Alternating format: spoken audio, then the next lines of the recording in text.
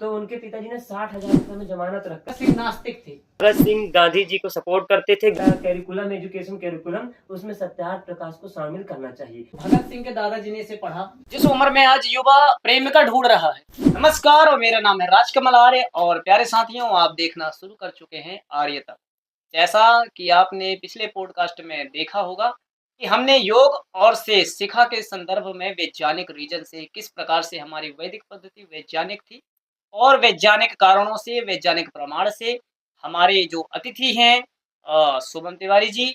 आज है 23 मार्च, जैसा कि आप सभी को मालूम है, और से आज है शहीद दिवस। भगत सिंह, राजगुरु और सुखदेव 23 वर्ष की अवस्था में और कम अवस्था में वीर गति को प्राप्त हुए थे। उन्हें अंग्रेजों के द्वारा फांसी दे दी गई थी। तो उसी कड़ी को आगे बढ़ाते हुए हमारे मेहमान और एक वैदिक प्रवक्ता, वैदिक प्रचारक, एक शिक्षक, एक योग शिक्षक, हम अपने इन कम अल्फाजों में कैसे इन गुणों को बयान करें। आपने अपना बेशकीमती वक्त निकाला है, तो इसके लिए मैं आपका दिल से धन्यवाद देता हूं और आपका मैं स्वागत करता हूं। आपको बहुत बहुत धन्यवाद। आपको भी सर, आज का हम पॉडकास्ट जो करने जा रहे हैं वह अमर हुतात्मा वीर भगत सिंह, उनका जीवन युवाओं के लिए प्रेरणा स्रोत है। किस कारण से उनका जीवन प्रेरणा स्रोत है, कृपया आप संक्षिप्त में इस बात को रखने का प्रयत्न करें।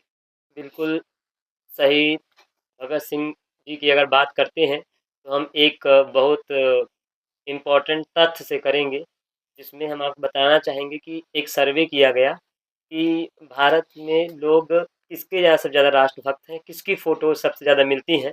तो सबसे ज़्यादा अगर बात करते हैं लोगों के घरों में, एक ही फ़ोटो मिली, वो किसकी थी? भगत सिंह की।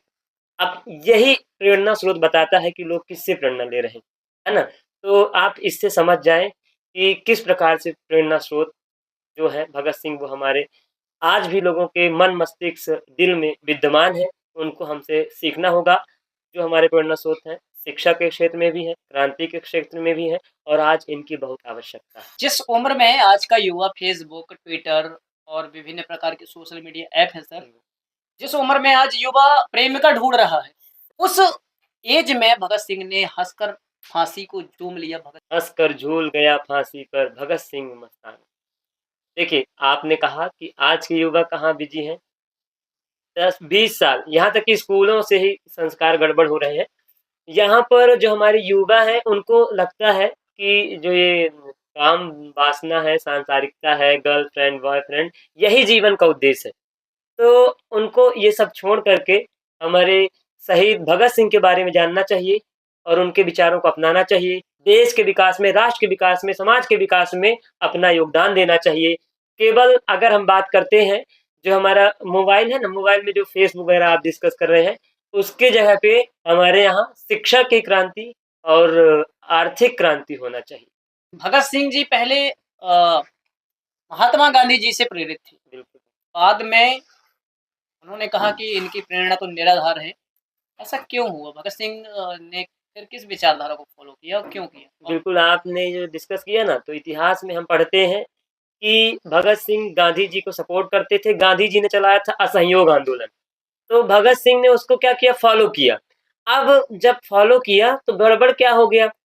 गड़बड़ ये हो गया कि गांधी जी ने चौरा-चौरी कांड से अपना आंदोलन क्या ले लिया? वापस ले लिया। अब इन्होंने स्कूल छोड़ दिया, कॉलेज छोड़ दिए, तो अब ये लोग कहाँ जाएँ? अब क्या आधार मानकर संघर्ष करें? तो इन्होंने अपना खुद अपनी नौजवान भारत सभा बनाई। वहाँ पर युवाओं को, इनका किसान किसान और युवा लोगों का बहुत मुद्दा रहा। इन्होंने किसानों को एकजुट किया, और इसके साथ में अगर बात करते हैं, फिर आगे चल के इन्होंने एचआरए ज्वाइन किया। एचआरए में चंद्रशेखर आजाद, राम प्रसाद बिस्मिल, जो रिपब्लिकन एसोसिएशन थे, उसके साथ मिल करके, और उसके बाद इसका नाम चेंज किया। इन्होंने एचएसआरए कर दिया, हिंदुस्तान सोशलिस्ट रिपब्लिकन आर्मी या एसोसिएशन बनाया, और उसमें बहुत जोरदार तरीके से कार्य किया। सर, बहुत ही आपने खास जानकारी दी। सर, हमारे प्रेरणा स्रोत भगत सिंह, राजगुरु और सुखदेव तो हैं, लेकिन इनके प्रेरणा स्रोत कौन थे? बिल्कुल, इनके जो प्रेरणा स्रोत थे, तो हमारे जो भगत सिंह हैं, इनके दादाजी थे। नाम आपने सुना होगा, अर्जुन सिंह। अर्जुन सिंह, ठीक है? तो ये अर्जुन सिंह के कहाँ से प्रेरणा आई? अर्जुन सिंह से प्रेरणा आई, यहाँ पे ग्रंथ रखे हुए हैं। ये ग्रंथ है जो वैदिक ग्रंथ हमारे, सत्यार्थ प्रकाश स्वामी दयानंद सरस्वती जी। आर्य समाज, वहां से प्रेरित होकर के इन्होंने ये खुद विरोध किया। हम पढ़ रहे थे जब भगत सिंह के बारे में रिसर्च कर रहे थे, ये कॉलोनिज्म एक्ट आया था, जिसमें इनके जो पिताजी, चाचा जी सबको क्या हुई, सजा हुई। और इन्हीं कारण से इनमें एक देशभक्ति की भावना जागृत हुई। और जो हमारा आर्य समाज है, ये वैदिक है, इन्होंने गुपचुप प्रचार किया स्वतंत्रता आंदोलन का, अब बहुत सपोर्ट किया हमारे क्रांतिवीरों का। तो भगत सिंह के दादाजी ने इसे पढ़ा, जी जी, जैसे आपका मानना है, और उनके पुत्र थे किशन सिंह, उन्होंने भी पढ़ा, भगत सिंह ने भी पढ़ा। तो सर, क्या ये ग्रंथ आजकल के युवाओं को पढ़ना चाहिए? बिल्कुल, ग्रंथ में ही क्या लिखा हुआ है, सत्यार्थ प्रकाश, सत्य का अर्थ, और उस पर इन्होंने क्या किया, प्रकाश किया। स्वामी दयानंद सरस्वती जी ने आज भी ऐसी क्रांति पैदा की जो आज भी अमृत रूप से चल रही है, चलती रहेगी, क्योंकि सत्य है। सत्य हमेशा, कहते हैं ना, धर्मो रक्षित रक्षिता, और इसके अलावा सत्य की विजय होगी, सत्यमेव जयते, सत्य हमेशा विजय होगा। तो उसी प्रकार से इन्होंने सत्य का क्या किया, उल्लेख किया। और अगर बात करते हमारे युवा है, तो युवा को हमारा निवेदन है, जो हमारा कैरिकुलम, एजुकेशन कैरिकुलम, उसमें सत्यार्थ प्रकाश को शामिल करना चाहिए, सिलेबस में शामिल करके पढ़ाया जाना चाहिए। हमारे जो ये व्यक्तित्व, धरोहर व्यक्तित्व है, उनके लिए अलग से उनका पूरा बायोग्राफी बताया जाना चाहिए, है ना। तो ये बहुत जरूरी है। हमने सत्यार्थ प्रकाश की भी बात करी, और आपने ऋषि दयानंद के बारे में ही बताया। तो यह जो पुस्तक है, यह तो धार्मिक है और आस्तिक बना देती है। भगत सिंह नास्तिक थे, तो क्या कहना चाहेंगे? आइए, क्या भगत सिंह सचमुच में नास्तिक थे सर? देखिए, भगत सिंह ने डायरी भी लिखा, मैं नास्तिक क्यों हूं। अगर भगत सिंह नास्तिक होते तो वो भी आज जो हमारा युवा पीढ़ी है ना, उसको जो ये वासना शक्ति या ये गर्लफ्रेंड बॉयफ्रेंड, उसी की ओर आ जाते। आज भी हमारे देश में, समाज में बहुत सारी चुनौतियां हैं, लेकिन भगत सिंह ने क्या किया उस टाइम पे, इतने प्रकार से उन्होंने धर्म की अगर बात करते, सिख धर्म में क्या रखा जाता है, केस रखे जाते हैं, केस, कृपाण, कंघा, जो 5 उनका रहता है। तो उन्होंने, जब उनको दिक्कत हुई, हम एक स्टोरी बताएंगे, उनको जेल हो गई थी, तो उनके पिताजी ने 60,000 रुपए में जमानत रख करके उनको बाहर निकाला। उस वक्त में 60,000? हाँ, उस वक्त उनके पिताजी ने 60,000 का जमानत दे करके। और उसके अलावा अगर बात करते, तब भी वो अंग्रेजों के खिलाफ लिखते रहे, तो अंग्रेज ढूंढते रहे। तो ये क्या किए, ये लाहौर से कहाँ आए, कोलकाता आए। इन्होंने अपना दाढ़ी बाल सब हटा करके लाहौर से कलकत्ता आए, और यहाँ भी उन्होंने काम किया। तो ये सब क्या बात करते हैं, मतलब देश के लिए, इनके लिए सबसे बड़ा धर्म क्या है, देश धर्म, मानव धर्म, जो हमारा क्या करे, उत्थान करे, समाज का उत्थान करे, और जो वर्तमान चुनौतियां ना, उससे निपटाया जाए। इन्होंने बुक बहुत पढ़ा, इनके अब कई बार हम बता चुके हैं, 550 से ज्यादा बुक 23 साल की उम्र में इन्होंने पढ़ा, 550 से ज्यादा। हद तो तब हो गई जब जेल के अंदर इन्होंने 300 बुक पढ़ डाली। हद और तब जब इनको फांसी के लिए ले जाया जा रहा था, तो उसके पहले इन्होंने कहा कि हमको कुछ बुक के पेज बचे हैं, उसको पढ़ लेने दो। इतना डर था कि जो फांसी आज 23 मार्च है ना, आज दी गई शाम को 7:33 में, शाम को, इसको सुबह कल देना था। लेकिन अगर बात करते 24 मार्च, बिल्कुल 24 मार्च को ना, अक्टूबर में फैसला आया था 1930 में कि कब देना, 24 मार्च को। लेकिन डर के कारण देश में माहौल बना था, तो ये पहली बार कभी ऐसा हुआ कि चोरी से इनको क्या कर दिया जाए, है ना, सजा दी जाए। लेकिन तब भी ये हंसते हुए, जो वहां का जो जल्लाद था, तो वो भी बहुत बोला कि पहला ऐसा केस हुआ कि जो कोई हंसते हुए, और पता है क्या नारा लगाते हुए, इंकलाब जिंदाबाद, इंकलाब जिंदाबाद, इंकलाब जिंदाबाद, जो आज भी हमारे जहन में ऐसी देशभक्ति पैदा कर देता है कि जो हम अपने देश के लिए कुछ भी समर्पित करने के लिए तैयार रहते हैं। तो दिव्य कीर्ति सर कहते हैं कि आप ही बताओ, जो किसी लड़की से प्रेम नहीं कर सकता, किसी से इश्क नहीं कर सकता, वो देश से खा किस कर सकता है? ये प्रेम ऐसी चीज है ना, कि जब तक आप जीवन में प्रेम नहीं करोगे किसी से, तब तक आप जीवन का यथार्थ नहीं समझोगे जी, है ना। तो भगत सिंह की अगर हम बात करते हैं, भगत सिंह की माँ ने शादी की बात की, हम कई बार उल्लेख कर चुके हैं इसका। भगत सिंह की माँ ने उनसे किसकी बात की, शादी की। तो उन्होंने कहा कि यदि आजादी के पहले अगर मैं शादी करूंगा तो मेरी दुल्हन मेरी मौत होगी। उन्होंने इस बात को बोल करके बोला कि हम अगर जिएंगे तो किसके लिए, देश के लिए, अब मरेंगे किसके लिए, देश के लिए। अब उन्होंने अपने प्राण दिए केवल इसलिए कि हर घर से भगत सिंह पैदा। क्या बात सर, उनके जीवन में एक कहानी आती है कि माता जी पत्र लिखती हैं कि बेटा तुझे विवाह करना है, हमने लड़की ढूंढ रखी है। तो भगत सिंह कहते हैं कि माता जी आपको पता नहीं है कि जब मेरा जनेऊ हुआ था, जनेऊ संस्कार, बिल्कुल बिल्कुल, हाँ। तो दादाजी ने मुझे वक्फ कर दिया था, क्या बात, दान बहुत कर सुंदर, दिया था। हाँ। तो ये अगर वो नास्तिक होते सर तो जनेऊ क्यों लेते?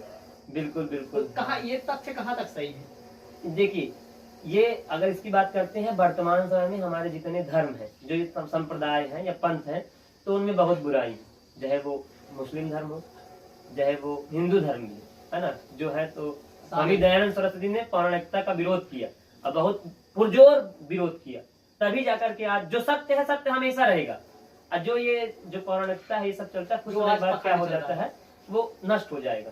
और इसके अलावा जो है तो उनको उन्होंने क्या किया कि हमको ये सब हटा करके हमारा सबसे बड़ा धर्म क्या है, अभी जो वर्तमान समय की चुनौतियां हैं, उन्होंने जनेऊ धारण किया। जनेऊ हम भी धारण करते हैं, है ना। जनेऊ से क्या होता है ये बताता है, पितृ ऋण, ऋषि ऋण और राष्ट्र ऋण, ये 3 धागे होते हैं इसमें।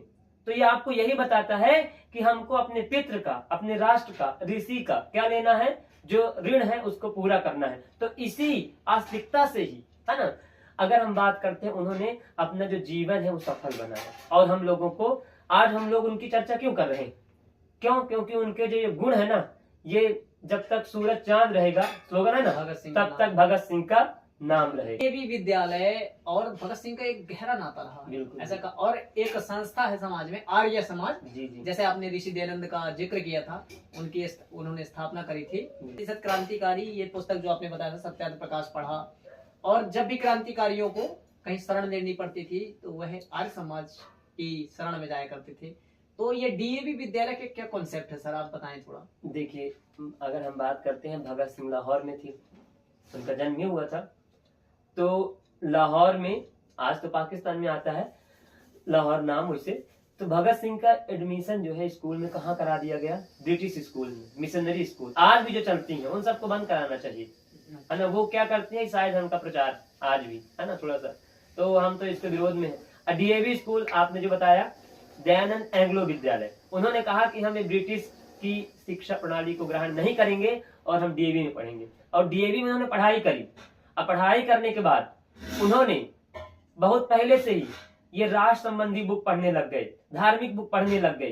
तो उस कारण से उनके अंदर एक ऐसा जो अध्यात्म में लौ जब कौंधती है, कौंध जाती है मतलब चिंगारी है ना, एक कहना तो नहीं चाहिए, प्रतिशोध की बात, विचारों का विस्फोट।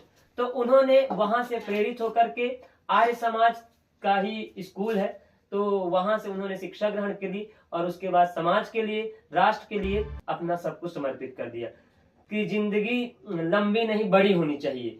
तो वो भगत सिंह के लिए सबसे ज्यादा उपयुक्त बैठती है। मात्र 23 वर्ष, और आज हम लोग सब उनके बारे में चर्चा कर रहे हैं।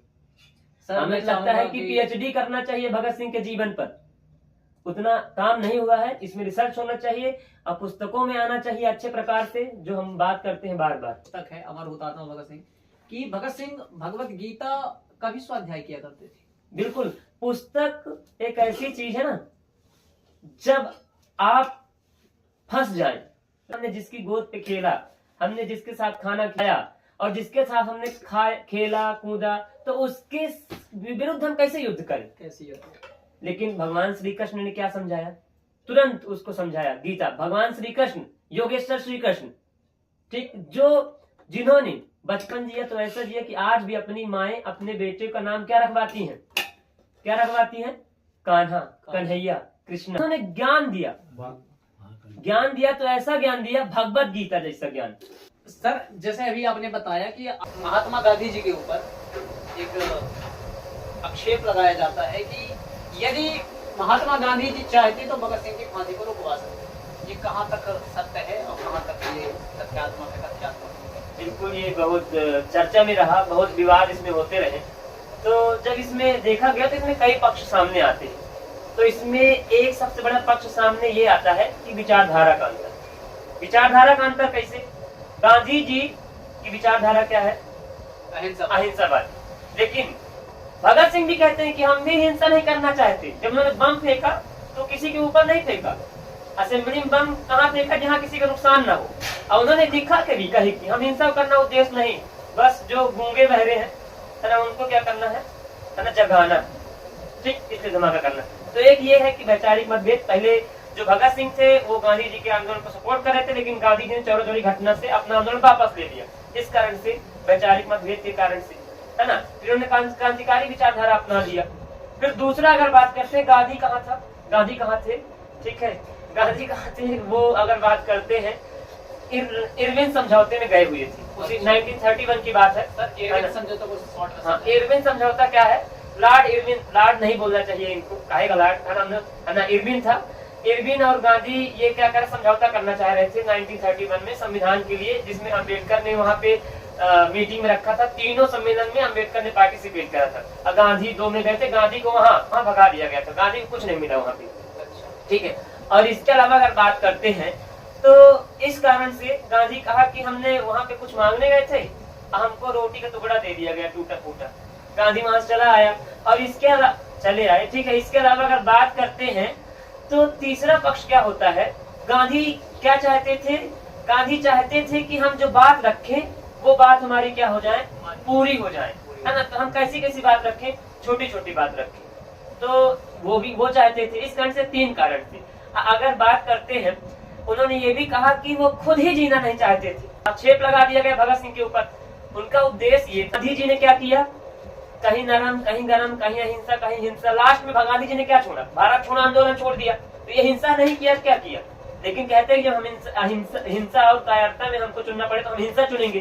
तो भैया पहले भी तो टाइम था, सब सपोर्ट में थे, तब भी तुमको चुनना था, लेकिन हुआ क्या, तुम्हारा गांधी जी के जितने आंदोलन रहे शुरू पे छोड़ दो, सत्याग्रह आंदोलन, खेड़ा आंदोलन, अहमदाबाद का मिल मजदूर आंदोलन, 3 सफल रहे, बाकी गांधी जी के सभी आंदोलन फ्लॉप, कोई रिजल्ट नहीं। अंग्रेज डरते थे क्योंकि बूढ़ा आदमी था, पतली हड्डी का था, लोगों ने बना के रखा था, उनको लगता था नेतृत्व क्षमता ज्यादा अच्छी थी, कहीं भी डंडा लेके भूखे बैठ जाना, सोचे कहीं बुड़बक मर न जाए, तो देश में आंदोलन हो जाए, गड़बड़ हो जाए। तो इस कारण से गांधी को मानते थे।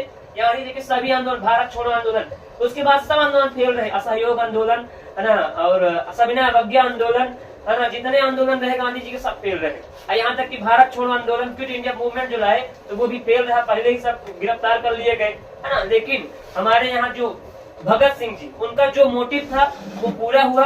और अगर पूरा देश चाहता ना तो फांसी रुकती, सब लोग मिलकर अगर चाहते तो फांसी रुकती, क्यों नहीं रुकती, कम से कम फांसी नहीं होती तो आजीवन कारावास में बदल जाता, फिर हम आजाद होते। तो वह अगर बात करते हैं, प्रतिभा हमारे सामने रहती और हमारे राष्ट्र का, समाज का विकास करती। सोशल मीडिया के जो एक्टिविस्ट हैं उनका ये कहना है कि गांधी जी नेता अंग्रेजों से मिले हुए थे, और जब ये गरम दल का काम करना चाहते थे हमारे क्रांतिकारी, तब ये अपने अहिंसा का डंडा लेकर आ जाते थे। नहीं, ये तो सर, ताकि वो गरम दल वाले शांत हो जाए। नहीं, ऐसा नहीं है। हालांकि कहा जाता है कांग्रेस बनी सेफ्टी वॉल्व के रूप में कि लोगों का विस्फोट ना हो, लेकिन गांधी ने अपना एक काम किया। गांधी आए, अफ्रीका से गए और उन्होंने आंदोलन चलाया, भारत जोड़ो आंदोलन चलाया, और उन्होंने पूरा भ्रमण किया, काम किया। हमारे यहाँ जरूरत है दोनों का, नरम दल का भी क्या है, गरम दल। किसी में भी अगर हम करते हैं दोनों जरूरत होती है, और दोनों को सामंजस्य से। बीच में कांग्रेस में विभाजन भी हुआ, टूटा भी, फिर 1916 में जुड़ा भी। तो ये है ना, कह सकते हैं इतना तो ज्यादा नहीं था, लेकिन सबकी अपनी अपनी विचारधारा, गांधी का अपनी विचारधारा थी। युवाओं को यदि भगत सिंह और से महात्मा गांधी की विचारधारा में चुनना पड़े तो आप क्या सजेस्ट करेंगे? बहुत खतरनाक प्रश्न कर दिया आपने हमारे ऊपर, है ना। अपना व्यक्तिगत बताइए। हमारा व्यक्तिगत है तो दोनों की प्रासंगिकता थी, गांधी की विचारधारा भी, है ना, गांधी ने विचारधारा लिया था उसकी भी, है ना। गांधी को थोड़ा बदनाम भी किया गया कि अगर एक साइड चाटा मारो दूसरे साइड मरवा लेता है, इतना ज्यादा तो नहीं था, है ना, क्योंकि गांधी ने कुछ आंदोलन भी किया, फिर विरोध भी किया।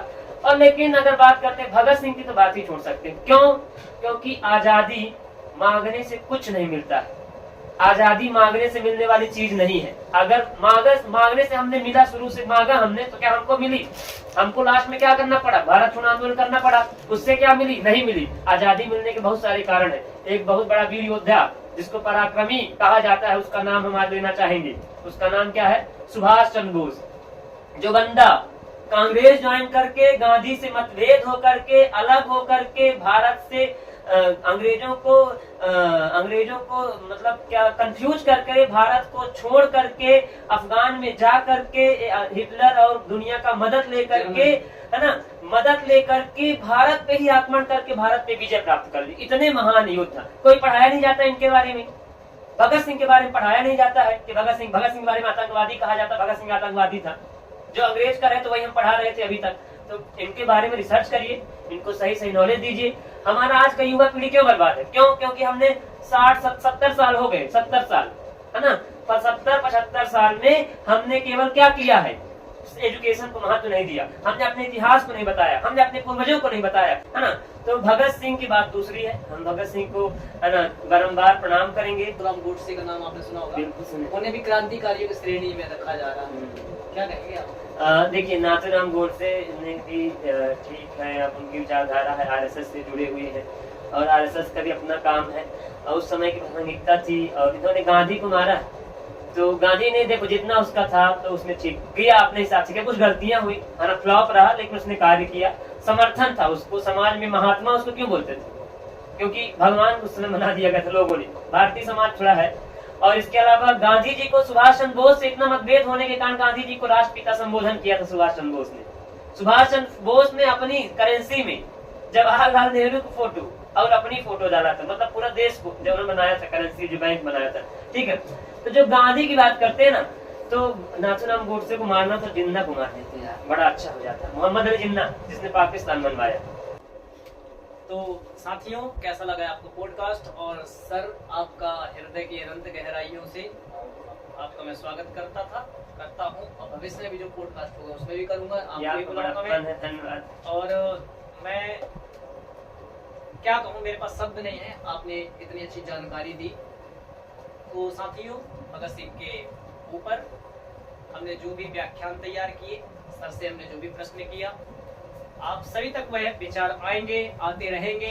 आप कमेंट में बताएं कैसा लगा, क्या जानकारी गई है भगत सिंह द्वारा, तो अपन उसको बोल करके खत्म। जी जी जी। इंकलाब जिंदाबाद, इंकलाब जिंदाबाद, जिंदाबाद। धन्यवाद भारतवासियों, नमस्कार।